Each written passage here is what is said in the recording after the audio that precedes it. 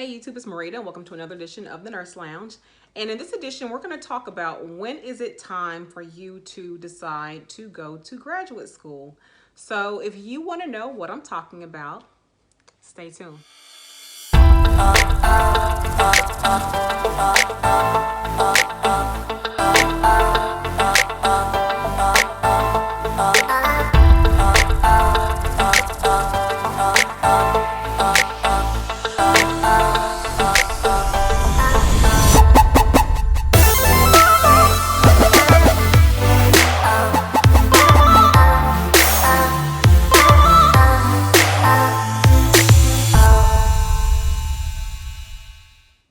All right, so we're gonna jump right in. As usual, I have my note cards. I'm in uniform today. We have to wear navy blue at my job, so that's what I have on. Fix that. Anyway, I'm in uniform, head to work, so I thought I would come in and do a quick little video on when is it time to pursue graduate school, basically. So some people ask me, well, how do you know when did you decide to go, or what factors kind of contributed to you going to graduate school? So I have a list of things that I think you should consider before you decide to go to graduate school. So the first thing is you will have a strong desire to go to school. So much like wanting a baby, any women out there who have wanted to have a baby or just had that itch, like you're preoccupied with it, you'll have that same preoccupation with going to school. It's something that will come across your mind and you'll think about it from time to time. But when it gets serious, you'll think about it more often than not. You'll actually be online looking up programs. You'll be actually factoring in costs and things like that. So that's a clue that you are kind of getting ready to pursue that next level, is when you are having an itch or a desire to go back to school. It's nothing that is kind of pushed upon you. It may be suggested by employers, it may be suggested by friends and family, but it's something that's innate within you that says, you know what, I'm desiring to go back to school. So that's first and foremost. You need to want to go back. Next is having being somewhat financially stable. And what I mean by that is you're going to have to keep in mind with graduate programs that in nursing specifically, that they are going to require you, majority of them will have a clinical component. So if you are going to get your FNP or any type of nurse practitioner, you will have a clinical component. With my education, I had a clinical component.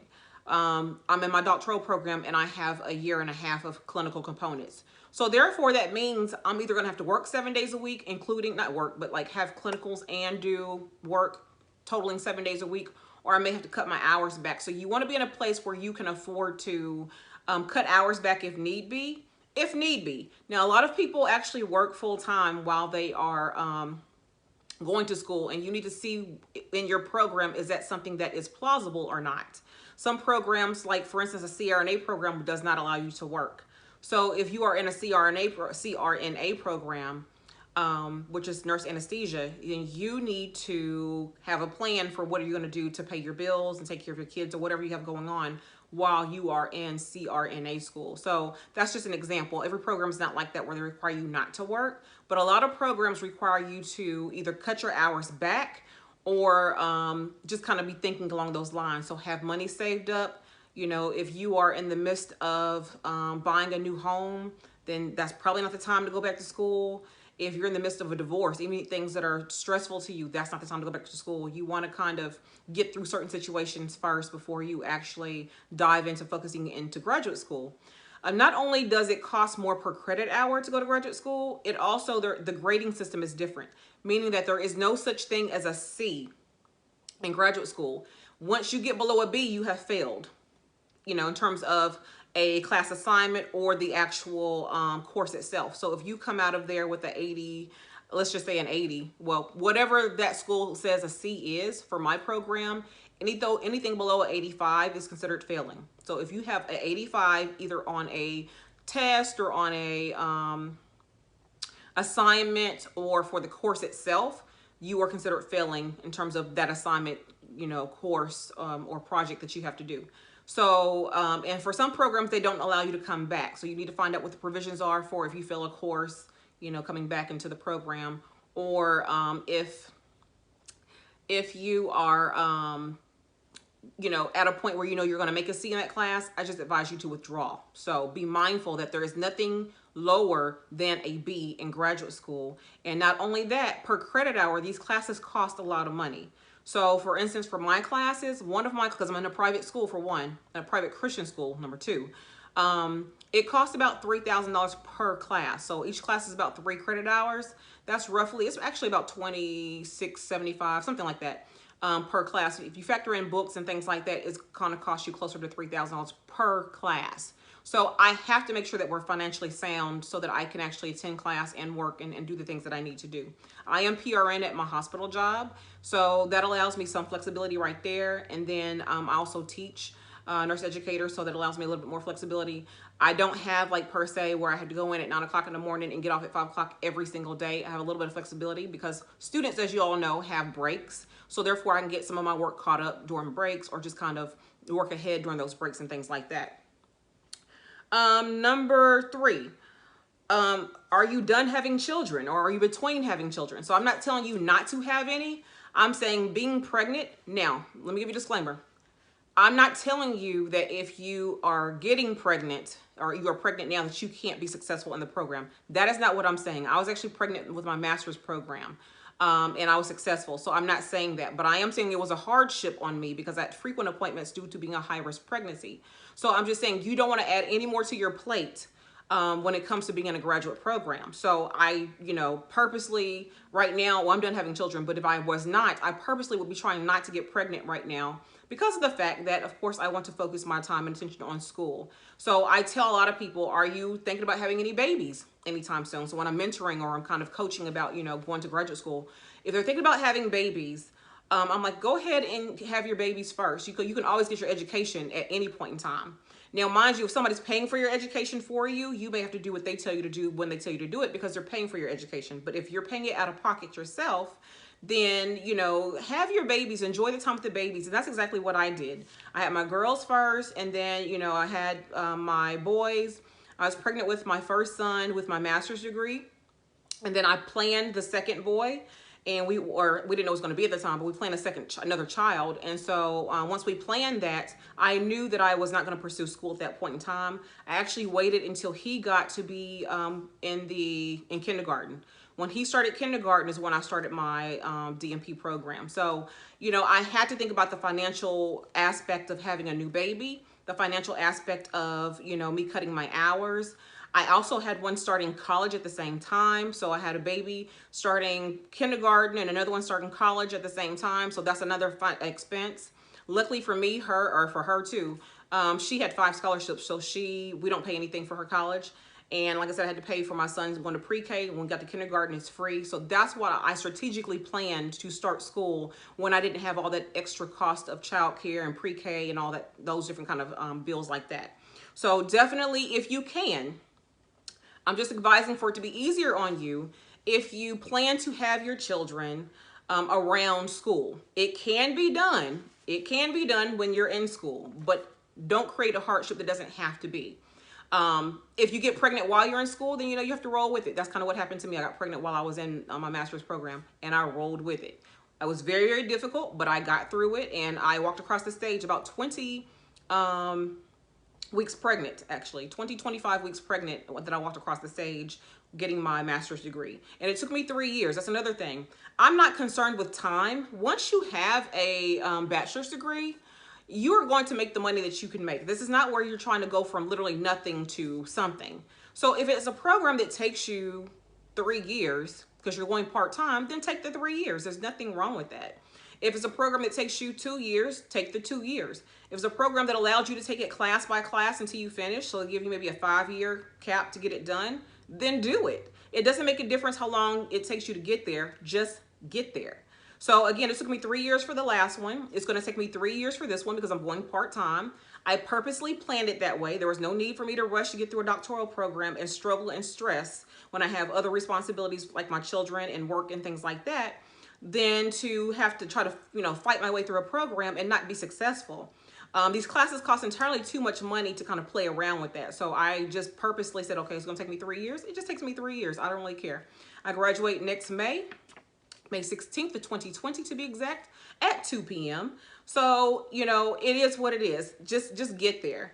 The next one is I kind of mentioned this already. I said make provisions in life to decrease your hours at work or modify your schedule to accommodate. These programs are not going to accommodate you because you have to work.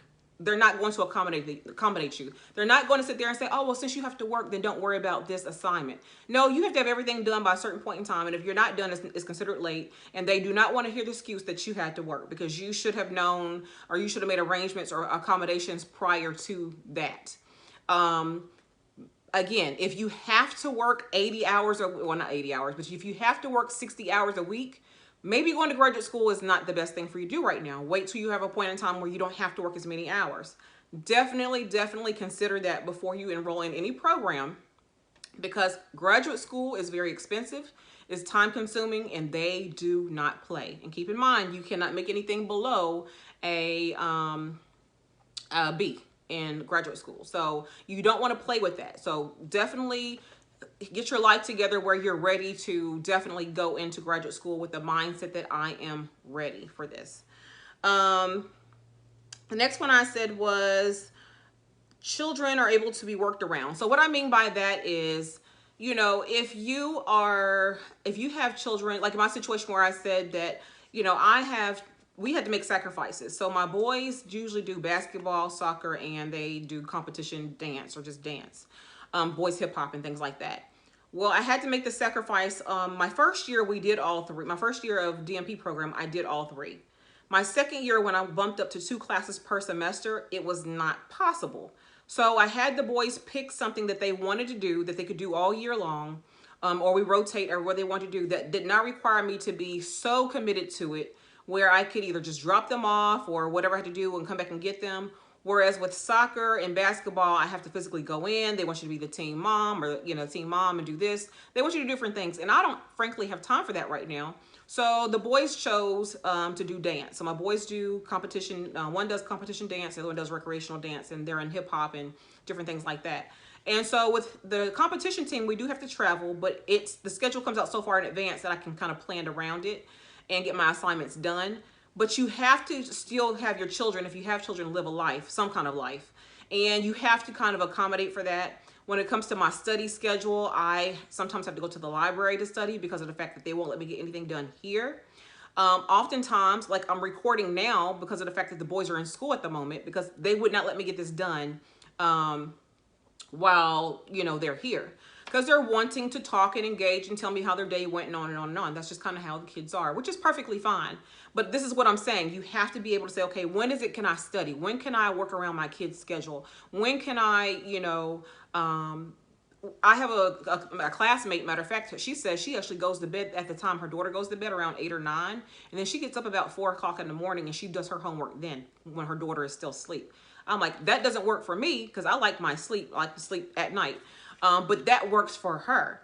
As I've mentioned in another video, when it comes to me reading my chapters in my book, my boys are old enough to read now, so they get their books, and we all read at the same time. We do our homework together, and they happen to love doing their homework when mama does her homework. So they feel included. They feel like we're all doing something, plus the fact that I am able to get them to do their homework, because they're like, okay, this is a time where we're kind of bonding, but we're doing something that is like, and they're like, oh, mama's studying, so let me study, let me read as well. So that works for me. I'm able to do my work with them when I am,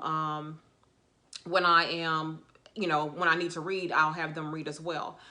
When I took epidemiology class, I had tests that I had to do, and so I had to have it peaceful, just perfectly quiet in here to do those tests. And those tests were only open on Saturdays, online on Saturdays, which means my kids were home. So I would either go put them in a room and let them play their video games for that entire time. That was their time to play video games, because I knew they would be quiet, and they knew they had to be quiet in order to play those games so I could concentrate on my test. You have to find a way to work around your kids if you're going to do a program like this. So if you have a baby and you're getting up every 2 to 3 hours and you're trying to study, it's just going to be a hardship on you. I'm sure you can do it if you had to do it. Many moms have done it before. But at the same time, if you don't have to go through that, don't put yourself through that. So kind of do a workaround where you kind of figure out what's the best time for me to pursue this program, a program of higher education beyond the bachelor's degree. With that being said, the last one I have on here, or no, it's not the last, well, second to the last, is able to invest money in like supplies. So meaning that like you may need a new computer. So if you have not been to school in 10 years, you need a new either program for your Windows program, or you're going to need a new computer altogether. I end up purchasing a new computer, a new desk, and a new printer.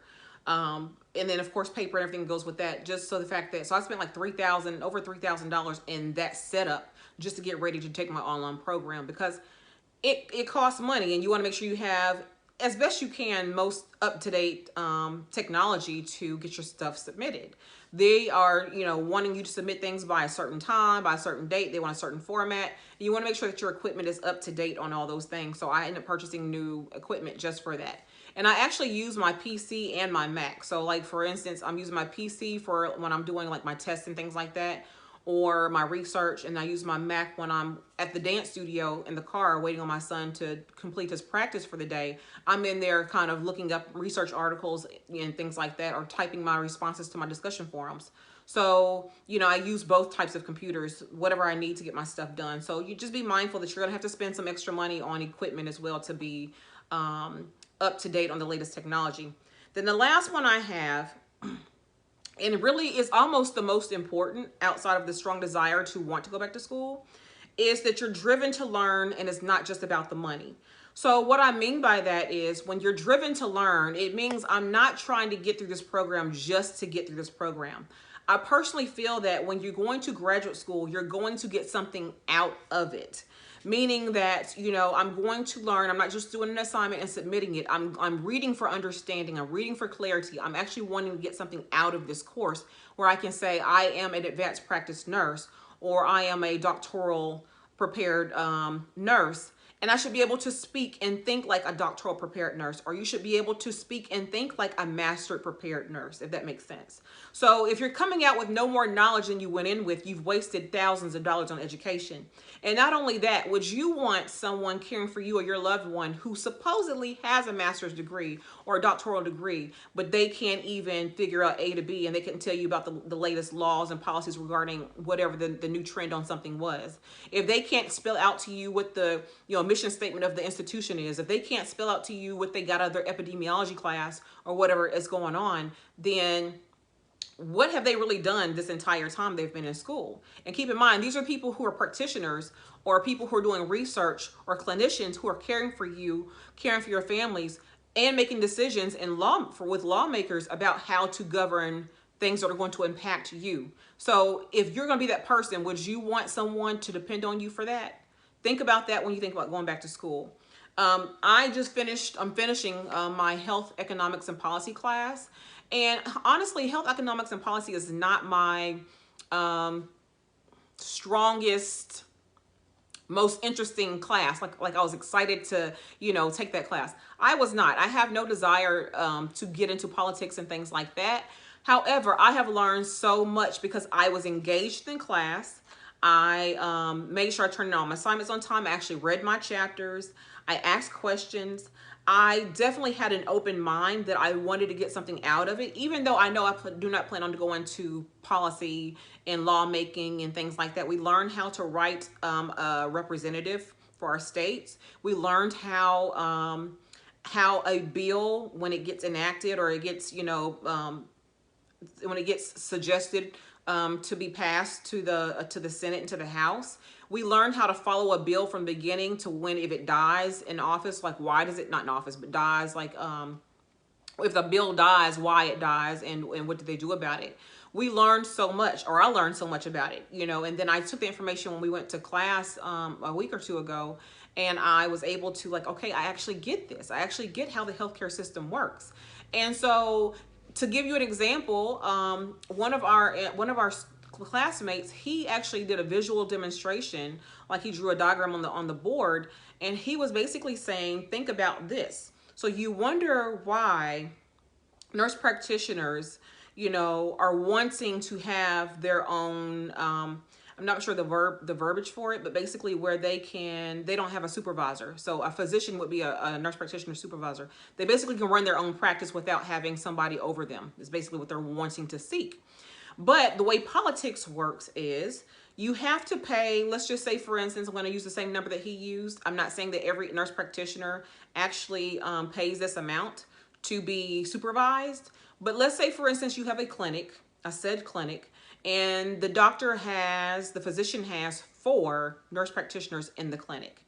Well, if he or she has 4 nurse practitioners in the clinic, they may be paying him $2,000 per month. And that was the number that the person used. So I'm not sure if that's is that just what he pays or, where the number comes from, but that was the number he used. So if each nurse practitioner is paying $4,000 or $2,000 per month, that is roughly 2 times 4 is 8. So $8,000 that physician is making just off of being a supervisor for these nurse practitioners.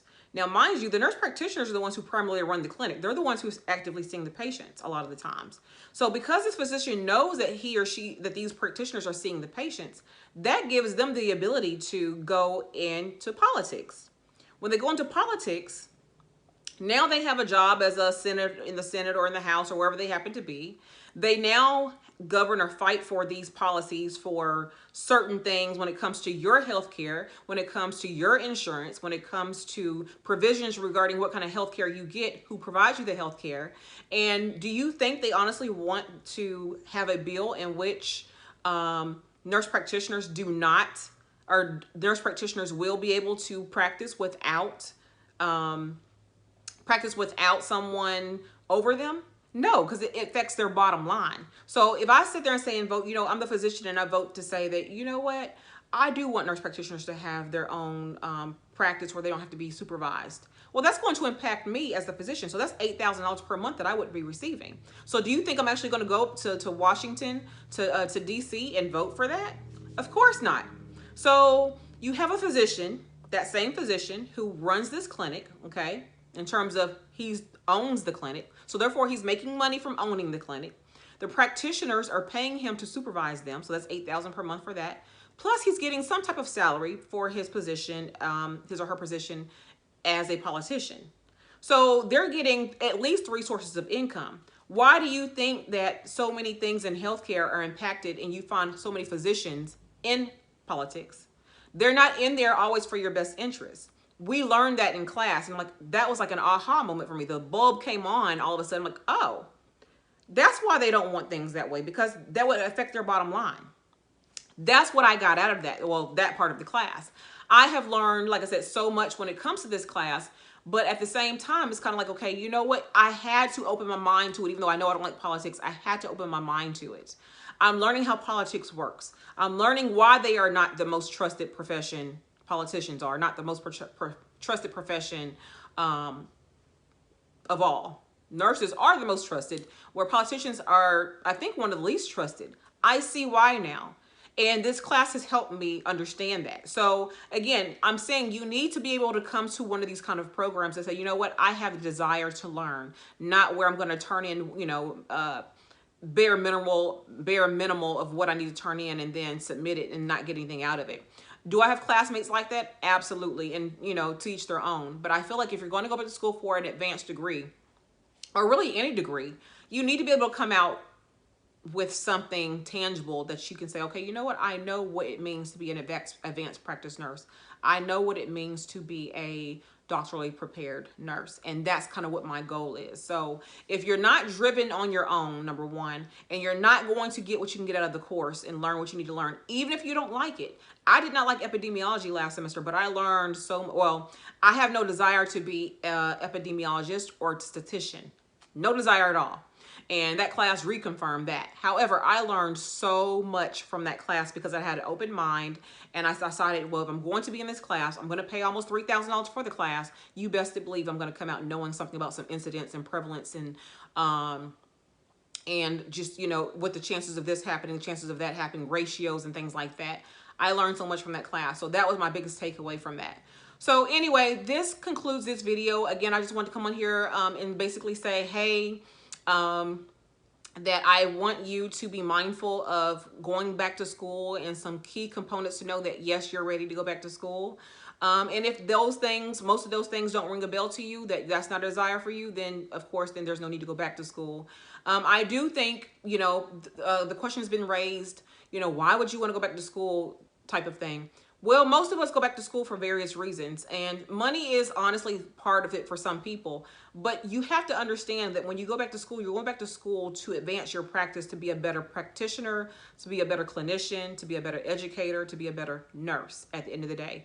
At the end of the day, no matter what you are, if any of those, if you're a CRNA, if you are a nurse educator, if you're a midwife, if you're a nurse practitioner, if you're you have a DNP or a doctoral degree, PhD, whatever you have, fundamentally, if you're a nurse, you're still a registered nurse. Bottom line, we're all registered nurses with advanced degrees.